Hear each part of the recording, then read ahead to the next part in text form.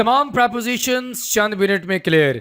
दोस्तों अब अंग्रेज़ी आपके लिए आसान हो सकती है, लेकिन उसके लिए आपने तमाम प्रपोजिशंस को अच्छे से समझ लेना है। प्रपोजिशंस को उर्दू में हरफ जार कहा जाता है। ये आपके लिए समझना इंपॉर्टेंट क्यों है, इनको सीखना आपके लिए ज़रूरी क्यों है? दोस्तों चूंकि ये छोटे अल्फाज होते हैं, लेकिन ये आपकी इंग्लिश में बहुत ही अहम किरदार अदा करते हैं। ये अल्फाज जुमले में मौजूद दूसरे अल्फाज के साथ अगर आप कोई ताल्लुक ज़ाहिर करना चाहते हैं, उसके लिए आप प्रपोजिशंस का इस्तेमाल कर रहे होते हैं। प्रपोजिशंस को आप मुख्तलिफ सिचुएशंस में इस्तेमाल कर सकते हैं, जैसे कि प्लेस, टाइम, डायरेक्शन, या आप मैनर बताना चाहते हैं कि कोई काम कैसे हुआ है, इसके लिए आप प्रपोजिशंस का इस्तेमाल कर रहे होते हैं। तो फ्रेंड्स, अगर आप प्रपोजिशंस को अच्छे से समझ लेते हैं तो आपके लिए इंग्लिश बोलना, इंग्लिश लिखना, वो भी मुख्तलिफ सिचुएशंस में आपके लिए बहुत ही ज़्यादा आसान हो जाएगा। दोस्तों अगर आप हमारे साथ ऑनलाइन स्पोकन इंग्लिश कोर्स के क्लासेस ज्वाइन करना चाहते हैं, अभी हमारे दिए गए व्हाट्सएप नंबर्स पर कांटेक्ट करें और 50 डेज के अंदर इंग्लिश बोलचाल में माहिर हो जाएं। So friends, let's get started. दोस्तों हमारे पास प्रपोजिशंस की 3 टाइप्स हैं। कितनी टाइप्स हैं? 3 टाइप्स हैं। वैसे तो इसकी बहुत सारी टाइप्स हैं, लेकिन अगर आप एज ए बिगिनर हैं, अभी अभी आप इंग्लिश सीखना शुरू कर रहे हैं, आप प्रपोजिशंस को अच्छे से अंडरस्टैंड करना चाहते हैं, तो आपके लिए इन तीनों टाइप्स को समझना ही काफ़ी हो जाएगा। सबसे पहले प्रपोजिशंस ऑफ टाइम, वक़्त बताने के लिए जिन प्रपोजिशन का आप इस्तेमाल करते हैं उन्हें हम प्रपोजिशन ऑफ टाइम कहते हैं। प्रपोजिशन ऑफ प्लेस, जगह बताने के लिए, ठीक है, prepositions of place. And prepositions of direction, सिमत बताने के लिए, लेफ्ट, राइट या जो भी डायरेक्शन होगी उनके बारे में अगर आप बात करना चाहते हैं तो आप प्रपोजिशंस ऑफ डायरेक्शंस का इस्तेमाल करेंगे। तो सबसे पहले आपको क्या पता होना चाहिए कि प्रपोजिशंस की टाइप्स कितनी हैं। आपको मैं ये बता चुका हूं कि प्रपोजिशंस को हम किसके लिए इस्तेमाल करते हैं।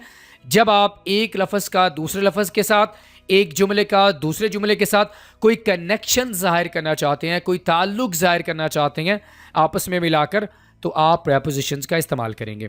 टाइप्स कितनी हैं? 3।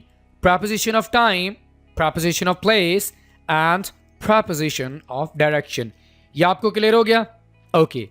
अब इन टाइप्स को समझने के बाद वन बाय वन इससे रेलिवेंट जितनी भी प्रपोजिशंस हैं आपको मैं क्लियर करने वाला हूं।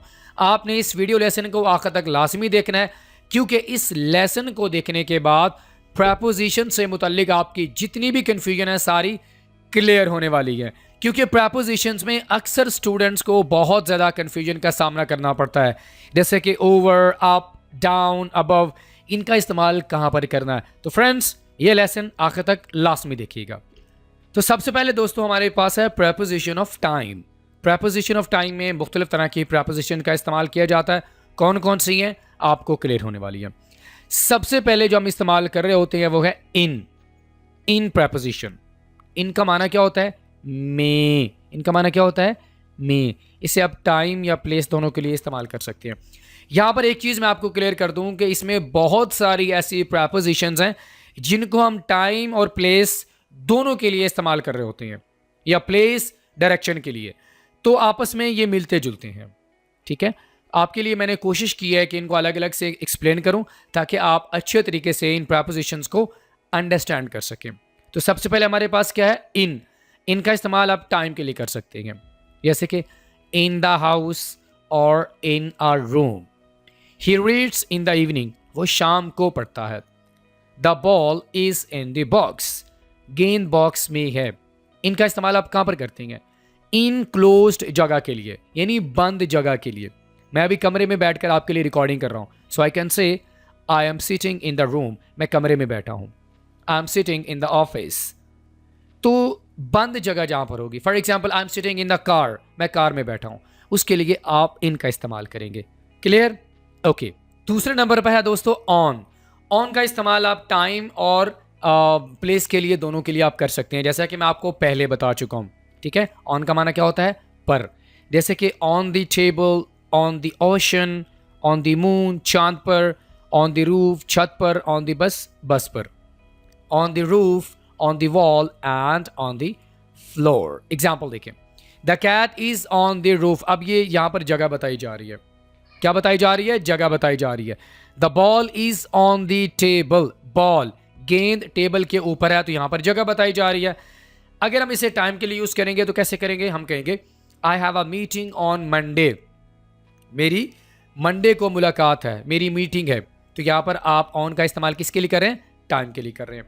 एक और एग्जाम्पल देखें, शी वॉज बॉर्न ऑन 5 मई, वो 5 मई को पैदा हुई थी। तो यहाँ पर हम टाइम के लिए इस्तेमाल कर रहे हैं। ऑन टाइम के लिए भी है और किसके लिए? जगह के लिए भी है। क्लियर हो गया? ओके। एट का इस्तेमाल आप टाइम और लोकेशन दोनों के लिए कर सकते हैं, यानी जगह के लिए भी कर सकते हैं और टाइम के लिए भी कर सकते हैं। जब आप ख़ास टाइम बताना चाहते हैं, किसी भी एक्शन के बारे में आप बताना चाहते हैं उसका ख़ास टाइम, तो आप एट का इस्तेमाल करेंगे। जैसे कि at midnight, at the coffee shop, at the mall and at the hotel.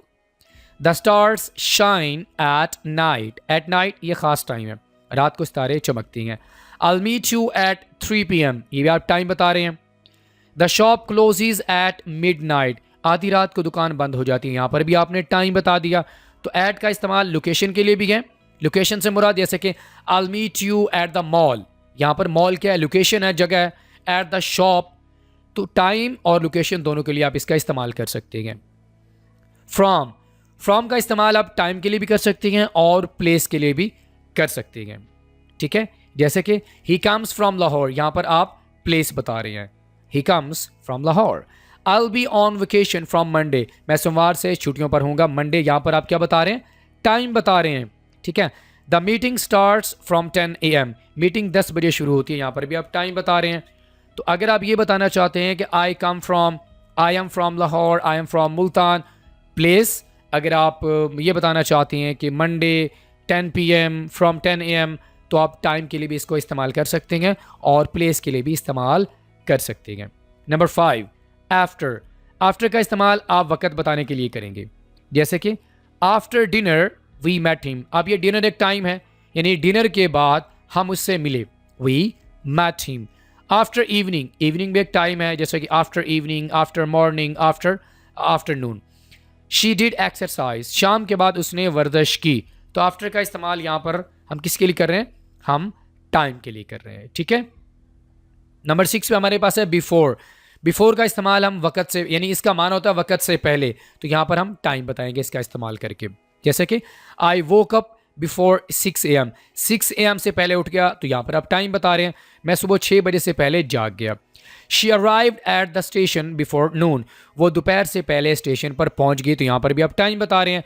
तो बिफोर का इस्तेमाल आप जगह के लिए नहीं बल्कि आप टाइम के लिए करेंगे। ठीक है, नंबर 7 पे है ड्यूरिंग। ड्यूरिंग का माना क्या होता है? के दौरान, के दौरान यहाँ पर आप टाइम के लिए इसको इस्तेमाल करेंगे। एग्जाम्पल देखिए, he fell asleep during the movie, during the movie, during the movie एक टाइम है ना, 2-3 घंटे की मूवी होती है, तो यहाँ पर आप टाइम बता रहे हैं कि मूवी के दौरान वो सो गया। It rained heavily during the night, रात के दौरान ज़ोरदार बारिश हुई। ड्यूरिंग, ड्यूरिंग के बाद आप हमेशा नाउन का इस्तेमाल करेंगे, जैसे कि मूवी एंड नाइट, ये दोनों के दोनों नाउन है। बात समझ आ रही दोस्तों? ओके, आगे नंबर 8 पे हमारे पास है दोस्तों सिंस। सिंस का माना होता है से, तो इसका इस्तेमाल भी हम टाइम के लिए करेंगे और इसका इस्तेमाल आप प्रेजेंट परफेक्ट टेंस या प्रेजेंट परफेक्ट कॉन्टिन्यूस टेंस में आप टाइम बताने के लिए, किसी काम का स्पेसिफिक टाइम अगर आपने बताना होगा तो आप सिंस का इस्तेमाल करेंगे। इसे प्रपोजिशंस कहा जाता है। जैसे कि I have lived here since 2010, मैं 2010 से यहाँ रह रहा हूँ। अब यहाँ पर आप टाइम बता रहे हैं कि आप यहाँ पर 2010 से रह रहे हैं। He has been travelling since morning, वो सुबह से सफ़र कर रहा है, तो सिंस मॉर्निंग यहाँ पर आप टाइम बता रहे हैं, सुबह से ये एक टाइम है। ओके, आगे हमारे पास है दोस्तों अनटिल एंड टिल, दोनों का माना होता है तक, इसको हम टाइम बताने के लिए इस्तेमाल कर सकते हैं। जैसे कि wait until 5 PM, until 5 PM यानी शाम 5 बजे तक, तो 5 बजे यहाँ पर टाइम बताया जा रहा है कि 5 बजे तक आप इंतज़ार करें। I will wait till you come back, मैं तुम्हारे वापस आने तक इंतज़ार करूँगा, तो वापस आने तक जो इंतज़ार हो रहा है ये यहाँ पर आप टाइम बता रहे हैं। तो अनटिल और टिल का इस्तेमाल आप किसके लिए करेंगे? टाइम के लिए आप करेंगे। क्लियर हो गया दोस्तों? नंबर 10 पे दोस्तों हमारे पास है फॉर। फॉर का इस्तेमाल आप करते हैं टाइम के लिए, इसका माना क्या होता है? के लिए। फॉर एक प्रेपोजिशन है जिसे आप टाइम के लिए इस्तेमाल करते हैं। वो कैसे? ही स्टेड फॉर 2 आवर्स, वो 2 घंटे तक रुका रहा। ही स्टेड फॉर 2 आवर्स, ठीक है। यहाँ पर आप 2 आवर्स का इस्तेमाल कर रहे हैं, फॉर साथ लगा के, फॉर 2 आवर्स, ठीक है। She stayed in London for 2 weeks, वो 2 हफ्ते के लिए लंदन में रही। 2 हफ्ते यहाँ पर आप क्या बता रहे हैं? टाइम बता रहे हैं, ठीक है। और किसका इस्तेमाल आप फॉर का इस्तेमाल कर रहे हैं ना, तो फॉर का इस्तेमाल करके आप यहाँ पर टाइम बता रहे हैं कि 2 वीक्स वो लंदन में रही, ठीक है। तो दोस्तों यहाँ पर हमारी जो प्रेपोजिशन ऑफ टाइम है यहीं पे मुकम्मल हो गई। अब दोस्तों हम आपको सिखाएंगे प्रेपोजिशन ऑफ प्लेस, यानी वो तमाम प्रेपोजिशंस जिनका आप इस्तेमाल कर सकते हैं जगह के बारे में बात करने के लिए। सबसे पहले दोस्तों हमारे पास है अबव। अबव का माना क्या होता है? ऊपर, ऊपर, ठीक है। यहाँ पर ये वो वाला अबव नहीं है। फॉर एग्जाम्पल आप कहें जी चीज़ मेज़ के ऊपर पड़ी है, तो आप अबव का इस्तेमाल करें। उस सिचुएशन में आप इसको इस्तेमाल नहीं करेंगे, ठीक है।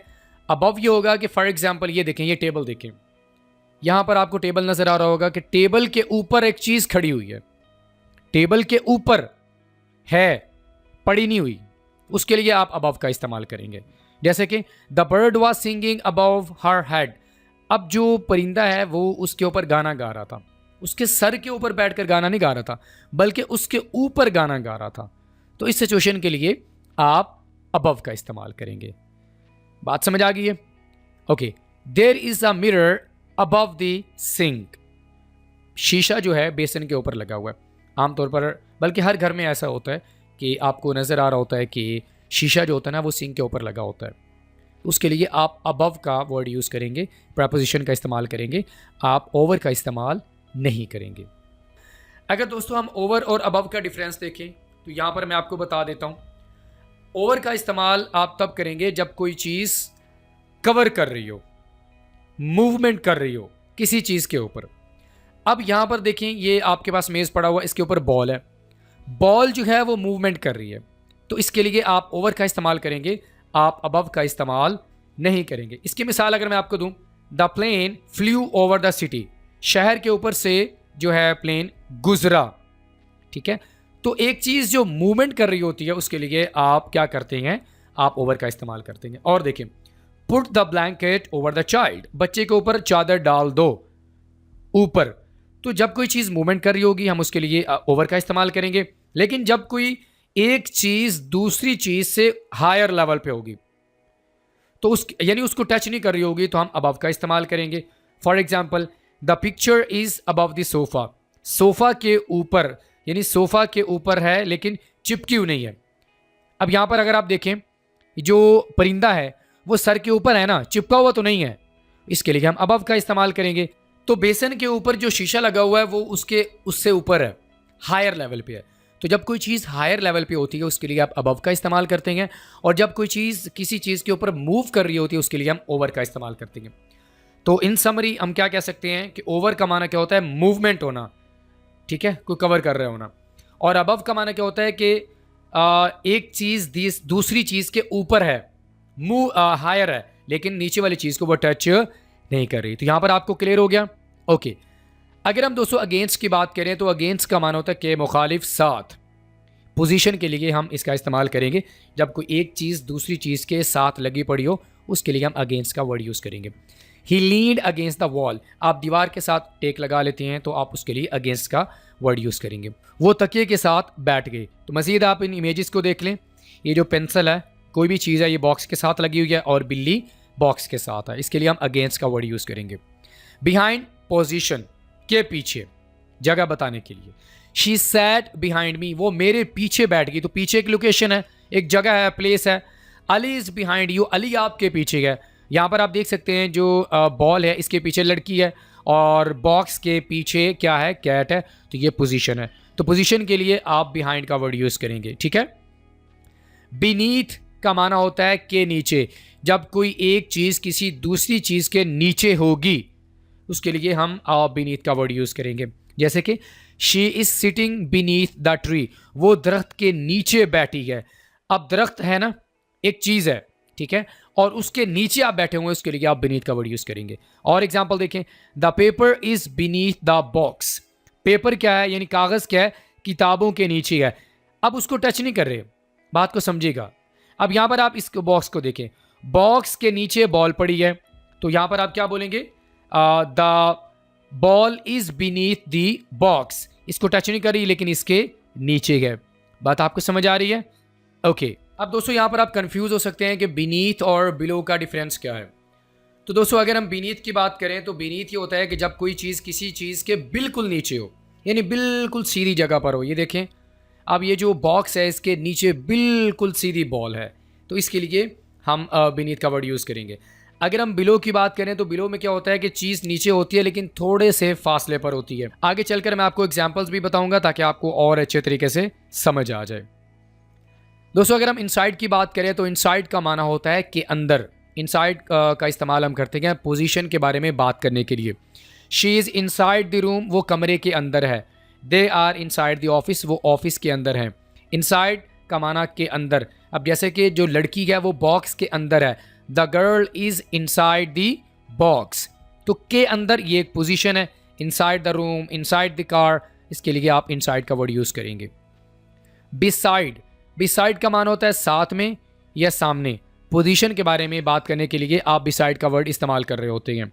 जैसे कि the dog sat beside her, बिल्कुल साथ बैठ जाना या सामने बैठ जाना, ये एक लोकेशन है, पोजीशन है। The dog sat beside her, कुत्ता उसके साथ बैठ गया। Asim is standing beside me, Asim मेरे साथ खड़ा हुआ है, मेरे सामने खड़ा हुआ है। तो दोस्तों आपको समझ आ गया बिसाइड का इस्तेमाल के पोजीशन के बारे में। बिल्कुल साथ बैठे होना, सामने बैठे होना, उसके लिए आप बिसाइड का वर्ड यूज़ कर रहे होते हैं। अब दोस्तों हमारे पास दो तरह के वर्ड्स हैं, बिसाइड और बिसाइड्स। बिसाइड का माना क्या होता है, नेक्स्ट टू यानी सामने। जैसे कि बिसाइड द बेड, बेड के सामने, बिस्तर के सामने। बिसाइड द डॉग, कुत्ते के साथ। तो जब आप ये कहना चाहते हैं कि कोई चीज़ या कोई इंसान मेरे सामने बैठा हुआ है, आप बिसाइड का वर्ड यूज़ करेंगे। ठीक है, ये बात आपको समझ आ गई है? यानी जब कोई चीज़ या कोई शख्स आपके बिल्कुल साथ हो, उसके लिए आप बिसाइड का वर्ड यूज़ करेंगे। जैसे कि she is sitting beside her mother, वो अपनी वालदा के साथ बैठी हुई है।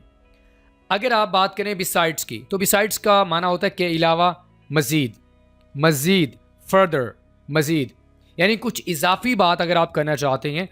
फॉर एग्जाम्पल मैंने आपको कहा जी इंग्लिश सीखें और साथ में प्रैक्टिस करें, तो मैंने इजाफी बात क्या की है कि आप प्रैक्टिस करें।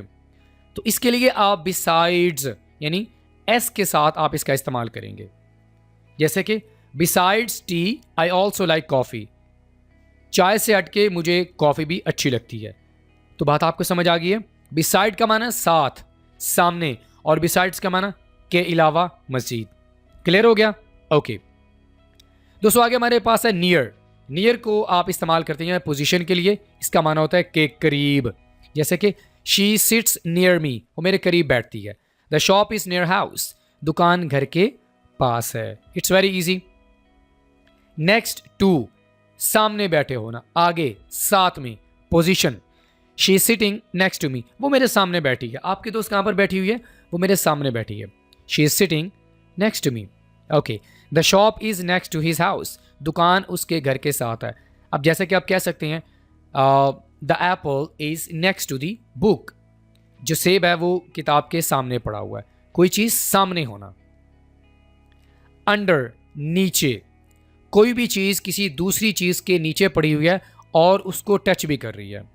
बात को समझिएगा, उसको टच भी करिए, उसके लिए हम अंडर का वर्ड यूज़ करेंगे। The cat is under the table, बिल्ली मेज़ के नीचे है। Your shoe is under the bed, आपका जूता बिस्तर के नीचे है। दोस्तों अगर मैं आपको डिफरेंस समझाऊं कि अंडर और बिलो के आपस में, इन दोनों में डिफरेंस क्या होता है, तो अंडर का मान होता है किसी चीज़ के बिल्कुल नीचे होना, सीधा होना। जिस तरह ये देखें, ये जो बॉक्स है इसके नीचे क्या पड़ा हुआ है? बॉल पड़ा हुआ है, बिल्कुल इसके नीचे है। ठीक है, यानी जब कोई चीज़ किसी चीज़ के बिल्कुल नीचे हो और अक्सर छुपी हुई हो। बॉल छुपी हुई है कि नहीं हुई?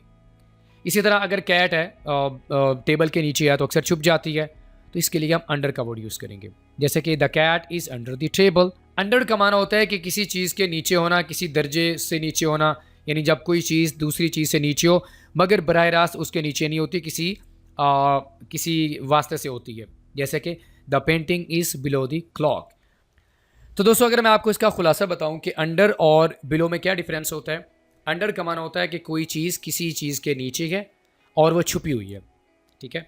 बिलो में क्या होता है कि कोई चीज़ किसी चीज़ के नीचे है लेकिन थोड़े से फासले पर है। क्लियर हो गया? अब ये एग्जाम्पल देखें, your shoe is under the bed, आपका जूता बिस्तर के नीचे है, ठीक है। बाय, प्लेस या टाइम, अगर आप प्लेस के बारे में बात करना चाहते हैं, टाइम के बारे में बात करना चाहते हैं, तो आप बाय का वर्ड यूज़ कर सकते हैं। I call you by Monday, अब यहाँ पर आप टाइम बता रहे हैं।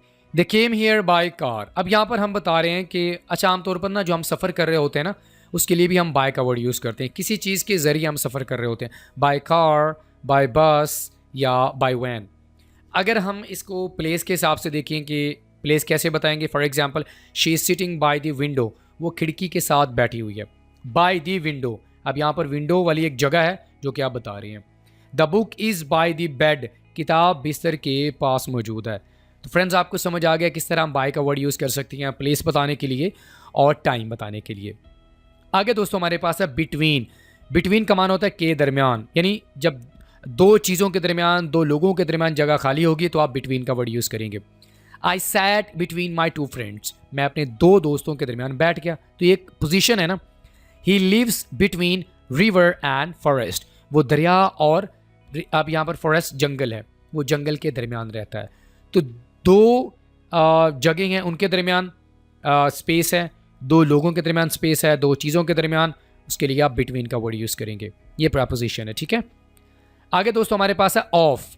ऑफ को हम लोकेशन के लिए इस्तेमाल करेंगे या टाइम के लिए भी आप इसको इस्तेमाल कर सकते हैं। माना इसका का की द 5th of September, अब यहाँ पर आप टाइम बता रहे हैं कि सितंबर की 5। The roof of the house is damaged, यहाँ पर आप लोकेशन बता रहे हैं कि घर की छत खराब हो गई है। The roof of the house is damaged. और the door of the car is open, यहाँ पर भी आप लोकेशन बता रहे हैं, ठीक है। तो आप लोकेशन बताने के लिए और जगह बताने के लिए आप ऑफ का इस्तेमाल कर सकते हैं। आगे दोस्तों हमारे पास है प्रपोजिशन ऑफ डायरेक्शन, यानी अगर आप सिमत बताना चाहते हैं तो उसके लिए आप कौन सी प्रपोजिशन का इस्तेमाल कर सकते हैं, आप जरा उनको डिस्कस कर लेते हैं। सबसे पहले दोस्तों हमारे पास है डाउन। डाउन का माना क्या होता है, नीचे। इसका इस्तेमाल देख लेते हैं। जब कोई चीज या शख्स ऊपर से नीचे किसी जगह या सतह की तरफ हो, जैसे कि हमारे पास सीढ़ियां हैं, सीढ़ियां ऊपर से नीचे हैं, बात समझ आ रही है। यानी जब किसी चीज़ की पोजीशन या जगह नीचे की तरफ हो तो उसके लिए हम डाउन का वर्ड यूज़ करते हैं। बात समझ आई? ये देखें, he lives down the street, वो गली में रहता है। I fell down and hurt my wrist, for example आप सीढ़ियों पर चढ़े तो आप नीचे आ रहे थे। You fell down and hurt your wrist. इसी तरह आप एक बॉल को देखें, ये देखें ऊपर से नीचे जगह है कि नहीं है। आप कह सकते हैं कि जो बॉल है वो नीचे डाउन दी स्टेयर, वो उसके साथ पड़ी हुई है। ऊपर से नीचे जब भी आप इस सिचुएशन को डिस्क्राइब करना चाहते हैं तो उसके लिए आप डाउन का वर्ड यूज़ करेंगे। For example he walked down the stairs, वो सीढ़ियों से नीचे गया। The ball rolled down the हिल, गेंद पहाड़ी से नीचे गिर गई। तो इसके लिए आप डाउन का वर्ड यूज़ करेंगे, यानी ऊपर से नीचे की तरफ कोई चीज़ हरकत करना, नीचे जगह की तरफ, उसके लिए आप डाउन प्रपोजिशन का इस्तेमाल करेंगे। ओके दोस्तों, अगर हम अराउंड की बात करें तो अराउंड का माना होता है किसी चीज़ के चक्कर या गर्दिश को, यानी चारों तरफ किसी चीज़ की मौजूदगी होना या हरकत होना। For example the children are playing around the park, the children are playing around the park, बच्चे पार्क के गिर्द खेल रहे हैं। यानी जो पार्क होता है उसकी इर्द गिर्द जगह होती है ना, चारों कोने होते हैं, तो उसके लिए आप अराउंड का वर्ड यूज़ करेंगे, ठीक है। इसी तरह there is a park around the corner, कोने के आसपास एक पार्क है। We sat around the table, हम मेज़ के इर्द गिर्द बैठ गए। मेज़ के इर्द गिर्द 10 लोग बैठ सकते हैं, 20 लोग बैठ सकते हैं, उसके लिए आप अराउंड का वर्ड यूज़ कर रहे हैं। इसी तरह ये देखें, ये जो बिल्ली है ये इसके बॉक्स के अराउंड है, और ये जो बॉल्स पड़ी हुई हैं आप कह सकते हैं कि the balls are around the box. Clear हो गया? ओके आगे दोस्तों हमारे पास है along.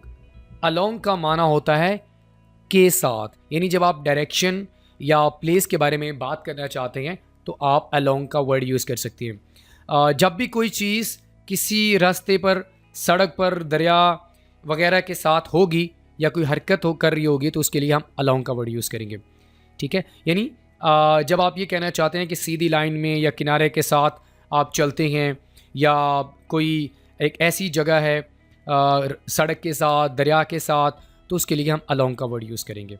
For example, we walked along the beach, हम साहिल के साथ साथ चले। अलोंग का माना साथ साथ। He gets along with me, वो मेरे साथ आता जाता है। अब यहाँ पर ये देखें, ये बॉल जा रही है, किसके साथ साथ जा रही है? फॉर एग्जाम्पल, ये एक सड़क है, सड़क के साथ साथ क्या जा रही है? बॉल जा रही है, तो इसके लिए आप अलोंग का वर्ड यूज़ करेंगे। They walked along the river, there are trees along the road, road के साथ साथ दरख्त हैं। तो अलोंग का माना क्या होता है? के साथ। क्लियर हो गया? डायरेक्शन बताने के लिए, प्लेस बताने के लिए आप अलोंग का वर्ड यूज़ करेंगे। अगर हम अक्रॉस की बात करें तो दोस्तों अक्रॉस का माना होता है के पार, यानी आप पोजीशन बताने के लिए आप अक्रॉस प्रेपोजिशन का इस्तेमाल कर सकते हैं। जब कोई एक चीज़ एक तरफ से दूसरी तरफ जाए, जब कोई एक चीज़ एक तरफ से दूसरी तरफ जाए, उसके लिए हम अक्रॉस प्रेपोजिशन का इस्तेमाल करते हैं। जैसे कि she swum across the river, वो दरिया के पार तैर कर गई, यानी वो एक जगह से दूसरी जगह गई, तो इसके लिए हम अक्रॉस का वर्ड यूज़ करेंगे। ही वॉक्स अक्रॉस द रोड, वो सड़क के साथ साथ चलता है। अब यहाँ पर आप इस एग्जाम्पल को भी देख लें कि बिल्ली जो है वो इस ब्रिज को अक्रॉस, यानी यहाँ पर आप अक्रॉस का वर्ड यूज़ करेंगे कि इसको क्रॉस करके दूसरी साइड पे जा रही है। She walked across the road, वो सड़क के पार चली गई। तो जब आप एक तरफ से दूसरी तरफ जाते हैं, उसके लिए आप अक्रॉस प्रेपोजिशन का इस्तेमाल करते हैं, यानी आप इसे पोजीशन बताने के लिए या डायरेक्शन बताने के लिए इस्तेमाल कर सकते हैं। आगे दोस्तों हमारे पास है ओवर। ओवर का इस्तेमाल हम करते हैं, यहाँ पर थोड़ी सी मिक्सिंग हो गई है, डायरेक्शन और जो पोजीशन वाली हैं प्रेपोजिशन थोड़ी सी मिक्स हो गई हैं। तो ओवर का इस्तेमाल हम करते हैं डायरेक्शन या पोजीशंस के बारे में बात करने के लिए। ठीक है, पोजीशन के बारे में बात करना चाहते हैं या आप डायरेक्शन के बारे में बात करना चाहते हैं, तो आप ओवर का इस्तेमाल करेंगे। कब इस्तेमाल करेंगे? जब कोई एक चीज़ किसी दूसरी चीज़ के ऊपर हो लेकिन उसको टच ना करे। ये देखें, ये बॉक्स है, इसके ऊपर बॉल है, ऊपर तो है लेकिन इसको टच नहीं कर रही, इसके लिए हम ओवर प्रेपोजिशन का इस्तेमाल करेंगे, यानी जब कोई एक चीज़ दूसरी चीज़ के ऊपर हो। ठीक है, जैसे कि there is a cat over us, हमारे ऊपर एक बिल्ली है, वो मूव कर रही है, कोई चीज़ मूव भी कर रही हो, उसके लिए हम ओवर का इस्तेमाल करेंगे। ही जंप्ड ओवर द स्नेक, उसने सांप के ऊपर छलांग लगाई, यहाँ पर आप पोजीशन बता रहे हैं। ठीक है, आगे दोस्तों हमारे पास है थ्रू। थ्रू का इस्तेमाल हम करते हैं डायरेक्शन के लिए। थ्रू का इस्तेमाल हम किसके लिए करते हैं? डायरेक्शन के लिए। और इसका माना क्या होता है? के ज़रिए। क्या माना होता है? के ज़रिए, यानी जब कोई एक चीज़ किसी चीज़ के अंदर दाखिल होकर दूसरी तरफ से निकल आए, कोई एक चीज़ एक डायरेक्शन से दाखिल हो और दूसरी डायरेक्शन से निकल आए, तो उसके लिए हम थ्रू वाली जो प्रेपोजिशन है उसका हम इस्तेमाल करेंगे। ठीक है, जैसे कि he went through the window, वो खिड़की से गुजरा, यानी वो खिड़की से गुजर कर गया ना, एक जानिब से गुजरा दूसरी जानिब से निकल आया।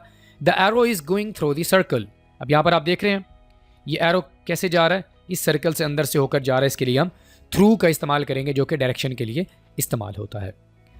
आगे दोस्तों हमारे पास है आउटसाइड। आउटसाइड का इस्तेमाल आप लोकेशन या डायरेक्शन दोनों के लिए कर सकते हैं। आउटसाइड का माना क्या होता है? बाहर या जगह के लिए। जैसे कि there is a chair outside, बाहर एक कुर्सी के। He was outside the house, वो घर के बाहर है। जिस तरह the ball is outside the box, box के बाहर क्या है? बॉल पड़ी है। आउटसाइड लोकेशन या डायरेक्शन के लिए। इन फ्रंट ऑफ का माना होता है के सामने, प्लेस बताने के लिए, जगह बताने के लिए आप इन फ्रंट ऑफ का इस्तेमाल करेंगे। The ball is lying in front of the box, गेंद बॉक्स के सामने पड़ी है।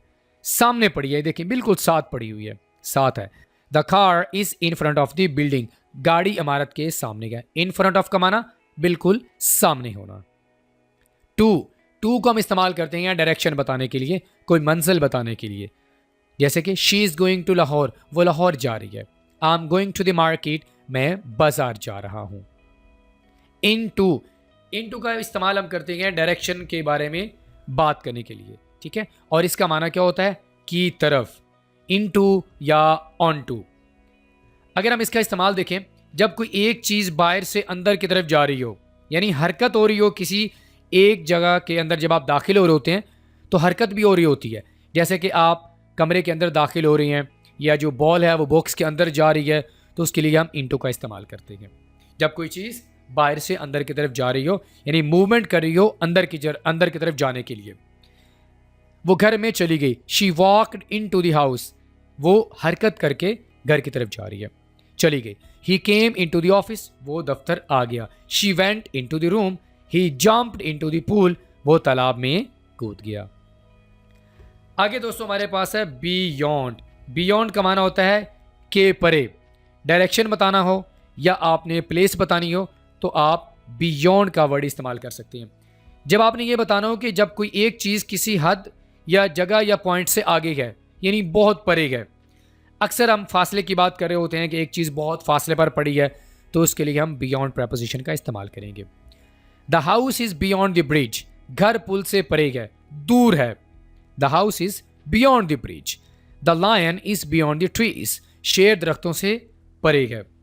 The mountains are beyond the river, पहाड़ दरिया के उस पार है, आगे है।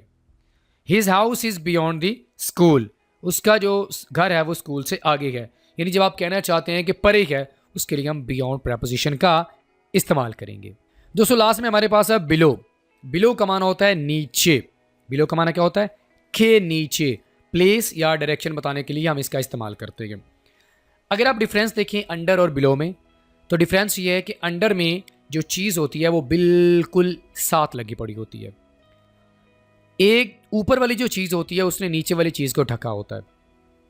लेकिन बिलो में क्या होता है कि दूसरी चीज़ जो होती है, एक चीज़ जो दूसरी चीज़ के नीचे पड़ी होती है वो फासले पर होती है। ये बाल आपको फासले पर नज़र आ रही है, ठीक है। इसी तरह जो परिंदे हैं वो क्या हैं, क्लाउड्स के नीचे हैं, उड़ रहे हैं। इसके लिए हम बिलो का इस्तेमाल करेंगे। Put it on the shelf below, इसे नीचे अलमारी पर रख दें। या the bird flu below the clouds, परिंदा बादलों के नीचे प्रवास कर रहा था। नीचे कोई एक चीज़ दूसरी चीज़ के नीचे है लेकिन डिस्टेंस पर है। अब क्लाउड्स ऊपर हैं, नीचे बर्ड्स हैं, तो डिस्टेंस है ना, इसके लिए हम बिलो का इस्तेमाल करेंगे। ऑलराइट फ्रेंड्स, इसी के साथ ही आज का हमारा ये लेसन ये मुकम्मल हुआ। Friends, I will see you in the next video lesson. Till then, अल्लाह हाफिज़।